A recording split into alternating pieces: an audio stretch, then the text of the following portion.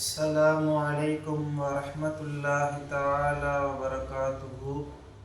نحمده ونصلي على رسوله الكريم. أما بعد، فقد قال الله تعالى في القرآن العليم وفي القرآن المجيد بعد أعوذ بالله من الشيطان الرجيم بفضل بسم الله الرحمن الرحيم وتوبوا إلى الله جميعا أيها المؤمنون لعلكم تفلحون. صدق الله العظيم. وقال نبينا محمد صلى الله عليه وسلم التائب من الذنب كمن لا ذنب له. ரவாஹு தபுரானி அவுகால கமாலஹி சலாத்து வசலாம். எல்லா புகழும் புகழ்ச்சியும் நம்மை படைத்து பரிபாலிக்கின்ற ஏக இறைவனாகிய அல்லாஹ் ஒருவனுக்கு சொந்தம்.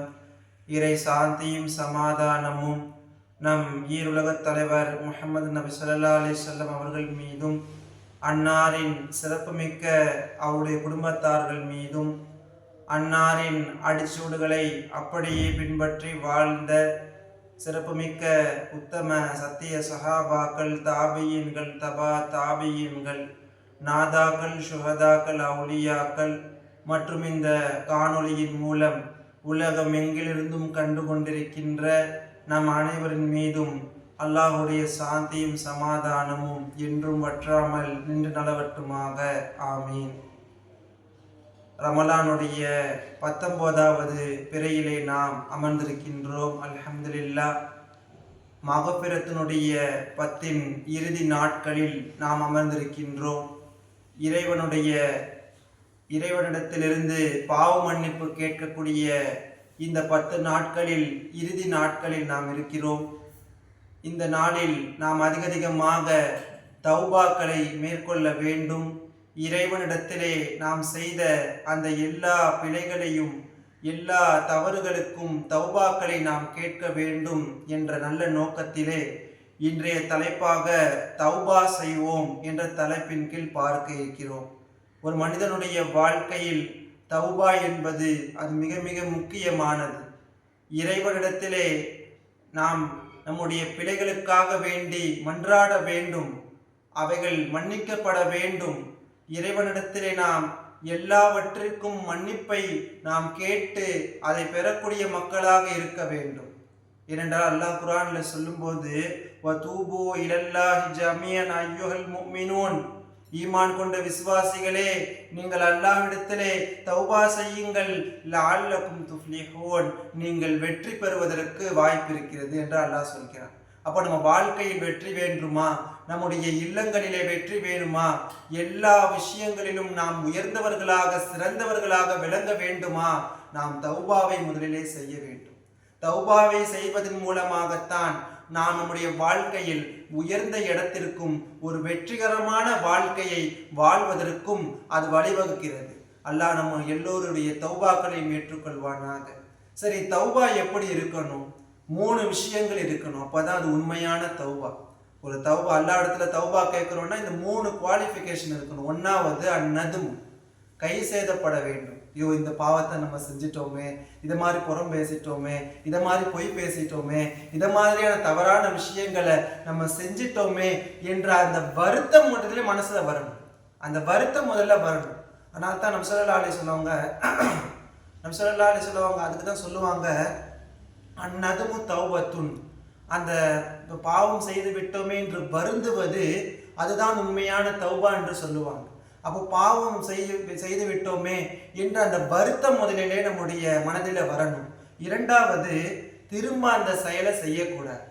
திரும்ப அந்த செயலை என்ன செய்யக்கூடாது, அவருடைய வாழ்க்கையில எப்பவுமே செய்யக்கூடாது. அதுக்கு பிறகு அந்த பாவத்தை நான் இனி என் வாழ்க்கையில செய்ய மாட்டேன் என்ற அந்த உறுதி மனசுல வரணும். இந்த 3மே இருக்கணும். 1 வருத்தம் வரணும், அதுக்கடுத்து அந்த பாவத்தை செய்யாம இருக்கணும், அதுக்கடுத்து அந்த பாவத்தை இனி என் வாழ்க்கையில செய்யவே மாட்டேன் என்கின்ற அந்த மன உறுதி மனசுல இருக்கணும். ஆனா இன்னைக்கு நிறைய பேரை பார்க்குறோம், பாவம் செய்யறாங்க, ஒரு புறம் பேசுறதோ அல்லது ஏதோ ஒரு பாவத்தை செஞ்சுட்டு அல்லாஹ்விடத்துல யாரெல்லாம் மன்னிச்சுக்க ரப்பேன்னு சொல்லி தௌபா கேட்டுட்டு திருப்பியும் அதே பாவத்தை செய்வாங்க. திருப்பியும் அதே பாவத்தை செஞ்சு அதே தௌபா செய்வாங்க. அப்படி இருக்கக்கூடாது. நம்ம ஒரு பாவம் என்று தெரிந்து விட்டதா, பாவகரமான ஒரு விஷயத்தை செய்து விட்டோமா, தன் வாழ்நாளில் இனி அந்த பாவம் வரக்கூடாது என்கின்ற அந்த மன உறுதி நம்மிடத்தில் வர வேண்டும். அந்த மன உறுதியோடு கேட்கக்கூடிய அந்த தௌபா தான் இறைவனிடத்தில் ஏற்றுக்கொள்ளப்படும். அந்த தௌபாக்கள் தான் நம்முடைய வாழ்க்கையை உயர்த்தும், நம் வாழ்க்கைக்கு வெற்றியை தரும். அதனால் நம் வாழ்க்கை வெற்றிகரமாக ஆக வேண்டும் என்றால், அது சுபிட்சமானதாக ஆகணும்னா இந்த மாதிரியான இந்த 3 தன்மைகளும் அதில் இருக்க வேண்டும். சரி தௌபா செய்யறதுனால அல்லாஹ் என்னென்னலாம் நமக்கு தரான்? நம்ம தௌபா செய்யறோம், அல்லாஹ் நமக்கு என்ன செய்யறான்? ஒன்றாவது, அல்லாஹ் நம்மை நேசிக்கின்றான்.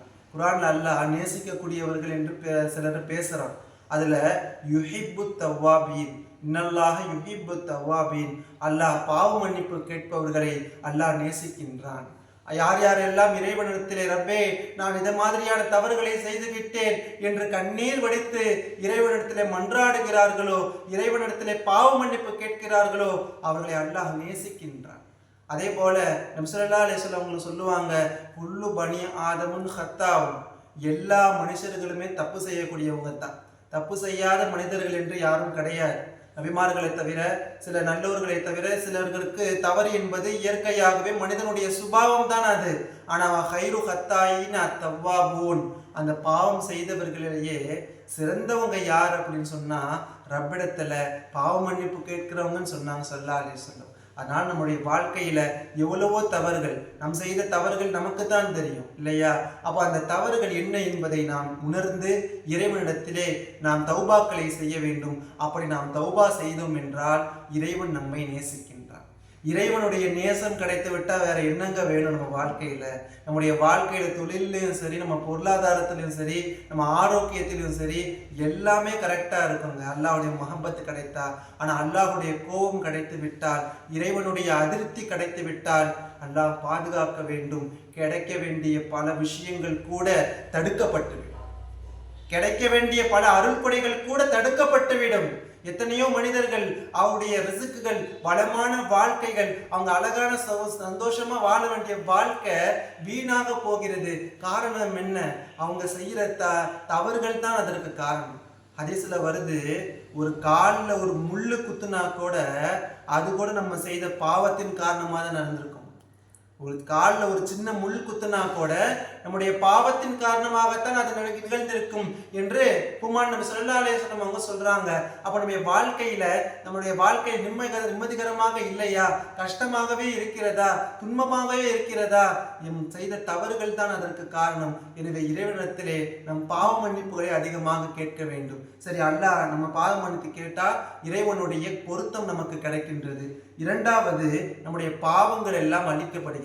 தபரானி என்கின்ற ஹதீஸ் கிதாபில் வருது, அத்தாயிபு மின தம்பி, யார் தன்னுடைய பாவத்திற்காக வேண்டி இறைவனிடத்தில் பாவ மன்னிப்பு கேட்கிறார்களோ, கமன்லா தம்பலஹு, அவர் பாவமே செய்யாததை போன்று ஆகிவிடுகிறார்.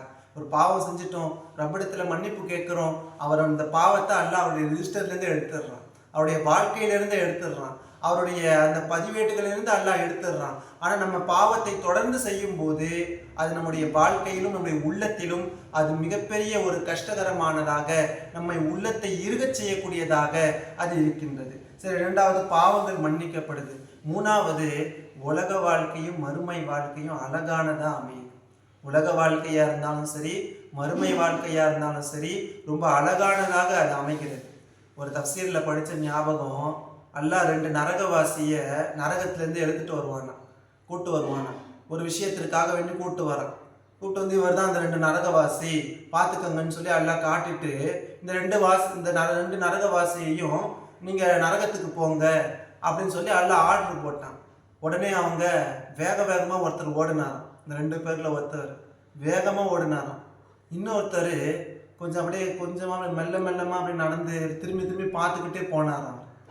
உடனே 2 பேரையுமே அல்லாஹ் கூப்பிட்டு, ஏன் நீங்கள் வேகமாக ஓடுனீங்களே, என்ன விஷயம் அப்படின்னு அந்த மனிதர்கிட்ட கேட்ட உடனே அந்த மனிதர் சொன்னாராம், ரப்பே உலகத்தில் தான் எவ்வளோ விஷயங்களை சொன்னேன், தொழுவுன்னு சொன்னேன், நோன்பு வையின்னு சொன்னேன், ஜக்காத்து கொடுன்னு சொன்னேன், இதையுமே கேட்கல நான், அதனால் நரகத்துக்கு வந்துட்டேன். இப்போ நரகத்துக்கு போன்னு சொல்லற, இதையாவது கேட்கலாமே நினைச்ச ரப்பே, அதான் வேகமாக ஓடினேன். நரகத்துக்கு போன இதையா ஆர்டர் போடுற, இதையாவது செய்வோமே அப்படின்னு நான் நினச்சி தான் வேகமாக போனேன்னு. ரெண்டாவது உள்ள ஆள்கிட்ட நீங்கள் ஏன் ஸ்லோவாக போனீங்களே, என்ன விஷயம் அப்படின்ன உடனே அவர் சொன்னார், இல்லை ரப்பே, நான் உலகத்தில் இருக்கும்போது கேள்விப்பட்டிருக்கேன், நீ மிகவும் இரக்கம் உள்ளவன். ஒரு தாயினுடைய இரக்கத்தை விடவும் உன்னுடைய இரக்கம் என்பது மிகப்பெரியது என்று நான் கேள்விப்பட்டிருக்கேன். அதனால தான் எதுவும் இறக்கப்பட்டு எதுவும் சரி போனா போயிட்டு போகுது, சொர்க்கத்துக்கு போயிடுங்க அப்படின்னு ஏதாவது சொல்லிடுவியோ அப்படின்னு சொல்லி தான் நான் என்ன செய்கிறேன், திரும்ப திரும்ப பார்த்துக்கிட்டே போகிறேன் ரப்பே அப்படின்னு சொன்னவொடனே அல்லாஹ் 2 பேரையுமே சொர்க்கத்துக்கு அனுப்பிட்டாங்க. அல்லாஹ் அக்பர். இங்க 2 பேருமே சொர்க்கத்துக்கு போங்கன்னு அல்லாஹ் என்ன செஞ்சுட்டானா, சொர்க்கத்துக்கு அனுப்பிட்டானா. காரணம் என்ன தெரியுமா, இப்பயாவது ரப்புடைய பேச்சை கேட்க வேண்டும் என்கின்ற அந்த உள்ளம், அந்த நினைப்பு வந்ததின் காரணமாக இறைவன் அவர்களுக்கு சுவனத்தை நசீபாக்கி விட்டான்.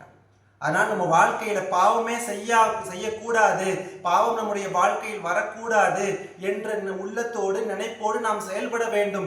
ஏதேனும் தவறுகள் வந்துவிட்டதென்றால் நாம் உடனடியாக தௌபாக்களை மேற்கொள்ள வேண்டும். அதுவும் இந்த ரமலானுடைய இந்த 10 நாட்கள் என்பது தௌபாவிற்கென்று மிகவும் பிரத்யேகமாக சிறப்புக்குரிய நாட்களாக இருக்கிறது. அது இன்றுதான் இறுதி நாட்கள். எனவே இந்த நாட்களிலே நாம் அதிகமாக தௌபாக்களை செய்ய வேண்டும். இறைவனிடத்தில் நாம் செய்த எல்லா தவறுகளுக்கும் மன்னிப்பு வழங்கப்படக்கூடிய மாதமாக இருக்கிறது. எனவே நாம் என்ன தவறு செய்தோமோ அந்த எல்லா தவறுக்கும் இறைவனிடத்தில் பாவ மன்னிப்புகளை கேட்க வேண்டும். அதே போல இந்த இஸ்திக்ஃபாரையும் ஓதணும். இந்த இஸ்திக்ஃபார் என்பது ரொம்ப முக்கியமானது. சஹீஹுல் புகாரில வருது, யார் இந்த இஸ்திக்ஃபாரை காலையில ஓதுறாங்களோ அவங்க மாலையில மரணிச்சுட்டாங்க அப்படின்னா சொர்க்கவாசியாக மரணிக்கின்றார். அதே போல மாலை நேரத்துல இந்த இஸ்திக்ஃபாரை ஓதுறாங்க, காலையில் அவர் இறந்துட்டார் அப்படின்னா அவர் சொர்க்கவாசியாக இறந்து விட்டார் என்று வருகிறது. அப்போ நமக்கு சொர்க்கத்தை தரக்கூடிய இந்த இஸ்திக்ஃபாரை நம்ம அதிகமாக ரமலானுடைய நாட்கள்லையும் ஓதணும், ரமலான் அல்லாத நாட்களிலையும் ஓதணும். இந்த இஸ்திக்ஃபாருக்கு பேரு சய்யிதுல் இஸ்திக்ஃபார் என்று சொல்லுவோம். இஸ்திக்ஃபாருடைய தலைமைத்துவம் என்று சொல்லுவோம். அப்போ நம்முடைய இஸ்திக்ஃபாரில் ரொம்ப உயர்ந்தது இது. அதனால இந்த இஸ்திக்ஃபாரை நாம் அதிகமாக ஓத வேண்டும். அதாவது என்ன இஸ்திக்ஃபார், அல்லாஹும்ம அன்த ரப்பி லா இலாஹா இல்லா அன்த خلقتني وأنا عبدك وعلى عهدك ووعدك ما استطعت أعوذ بك من شر ما صنعت أبوء لك بنعمتك علي وأبوء لك بذنبي فاغفر لي فإنه لا يغفر الذنوب إلا أنت என்ற இந்த இஸ்திக்ஃபார் ரொம்ப பெருசா இருக்குன்னு நினைக்க வேணாம். பலன்கள் இதை விட பெருசா இருக்கும். சொர்க்கத்தையே நமக்கு தருதுன்னு ஸல்லல்லாஹு அலைஹி வஸல்லம் சொல்லியிருக்காங்க. அதனால் நம்முடைய வாழ்க்கையில் இந்த இஸ்திக்ஃபாரை காலையிலையும் மாலையிலையும் நம்ம ஓதி வர வேண்டும். வல்ல ரஹ்மான் அல்லாஹ் இந்த நாட்களிலே நாம் செய்யக்கூடிய தௌபாக்களை அல்லாஹ் ஏற்றுக்கொள்வானாக. நாம் செய்யக்கூடிய எல்லா விதமான தஸ்பீஹாத்துகளையும் ஏற்றுக்கொள்வானாக. மேலும் எல்லா விதமான வளமான வாழ்க்கையும் நம்ம அனைவர்களுக்கும் அல்லாஹ் தந்திருவானாக. ஆமீன். அடுத்தபடியாக ஒரு கொஞ்ச நேரம், ஒரு சிறிது நேரம் ஒரு சின்ன சின்ன திக்ருகளை, இஸ்திக்ஃபாருடைய திக்ருகளை ஓதப்படும். ஓதி பயான நிறைவு செஞ்சிருவோம். இது கூட சேர்ந்தே சொல்லுங்க, அஸ்தக்ஃபிருல்லாஹ் அஸ்தக்ஃபிருல்லாஹ் அஸ்தக்ஃபிருல்லாஹ் அஸ்தக்ஃபிருல்லாஹ் அஸ்தக்ஃபிருல்லாஹ் சுப்ஹானல்லாஹி வ பிஹம்திஹி சுப்ஹானல்லாஹில் அஸீம் சுப்ஹானல்லாஹி வ பிஹம்திஹி சுப்ஹானல்லாஹில் அஸீம் சுப்ஹானல்லாஹி வ பிஹம்திஹி சுப்ஹானல்லாஹில் அஸீம் சுப்ஹானல்லாஹி வ பிஹம்திஹி சுப்ஹானல்லாஹில் அஸீம் சுப்ஹானல்லாஹி வ பிஹம்திஹி சுப்ஹானல்லாஹில் அஸீம் சுப்ஹானல்லாஹி வ பிஹம்திஹி சுப்ஹானல்லாஹில் அஸீம் சுப்ஹானல்லாஹி வ பிஹம்திஹி சுப்ஹானல்லாஹில் அஸீம் சுப்ஹானல்லாஹி வ பிஹம்திஹி சுப்ஹானல்லாஹில் அஸீம் சுப்ஹானல்லாஹி வ பிஹம்திஹி சுப்ஹானல்லாஹில் அஸீம் சுப்ஹானல்லாஹி வல்ஹம்துலில்லாஹி வலா இலாஹா இல்லல்லாஹு வல்லாஹு அக்பர் வலா ஹவ்ல வலா குவத இல்லா பில்லாஹ் சுப்ஹானல்லாஹி வல்ஹம்துலில்லாஹி வலா இலாஹா இல்லல்லாஹு வல்லாஹு அக்பர் வலா ஹவ்ல வலா குவத இல்லா பில்லாஹ் சுப்ஹானல்லாஹி வல்ஹம்துலில்லாஹி வலா இலாஹா இல்லல்லாஹு வல்லாஹு அக்பர் வலா ஹவ்ல வலா குவத இல்லா பில்லாஹ். சுப்ஹானல்லாஹி வல்ஹம்துலில்லாஹி வலா இலாஹா இல்லல்லாஹு வல்லாஹு அக்பர் வலா ஹவ்ல வலா குவத இல்லா பில்லாஹ். அஸ்தக்ஃபிருல்லாஹ ரப்பி மின் குல்லி தம்பின் வ ஹதியத்தின் வ அத்தூபு இலைஹ். அஸ்தக்ஃபிருல்லாஹ ரப்பி மின் குல்லி தம்பின் வ ஹதியத்தின் வ அத்தூபு இலைஹ். அஸ்தக்ஃபிருல்லாஹ ரப்பி மின் குல்லி தம்பின் வ ஹதியத்தின் வ அத்தூபு இலைஹ். அஸ்தக்ஃபிருல்லாஹ ரப்பி மின் குல்லி தம்பின் வ ஹதியத்தின் வ அத்தூபு இலைஹ். அஸ்தக்ஃபிருல்லாஹ ரப்பி மின் குல்லி தம்பின் வ ஹதியத்தின் வ அத்தூபு இலைஹ். அஸ்தக்ஃபிருல்லாஹ ரப்பி மின் குல்லி தம்பின் வ ஹதியத்தின் வ அத்தூபு இலைஹ். சுப்ஹானல்லாஹி வ பிஹம்திஹி அதத கல்கிஹி வ ரிதா நஃப்ஸிஹி வ ஸினத அர்ஷிஹி வ மிதாத கலிமாத்திஹி. சுப்ஹானல்லாஹி வ பிஹம்திஹி அதத கல்கிஹி வ ரிதா நஃப்ஸிஹி வ ஸினத அர்ஷிஹி வ மிதாத கலிமாத்திஹி. சுப்ஹானல்லாஹி வ பிஹம்திஹி அதத கல்கிஹி வ ரிதா நஃப்ஸிஹி வ ஸினத அர்ஷிஹி வ மிதாத கலிமாத்திஹி. லா இலாஹா இல்லா அன்த சுப்ஹானக இன்னா குன்னா மினல் ஸாலிமீன்.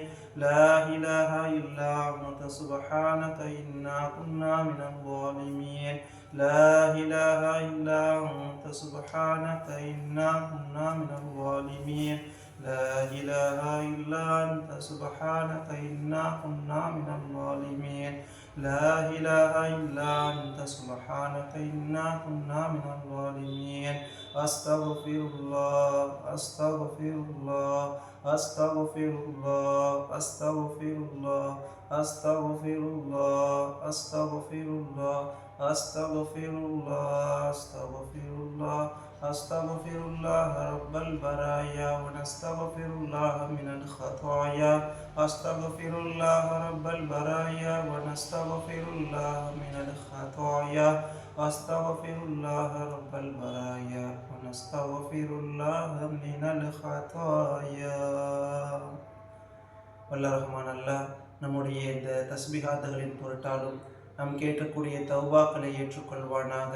நம்முடைய வாழ்க்கையை மென்மேலும் அழகாக்குவானாக. யார் யாரெல்லாம் நோய்வாய்ப்பட்டு கஷ்டப்படுகிறார்களோ அவர்களுக்கு பரிபூர்ணமான ஆரோக்கியத்தை தருவானாக.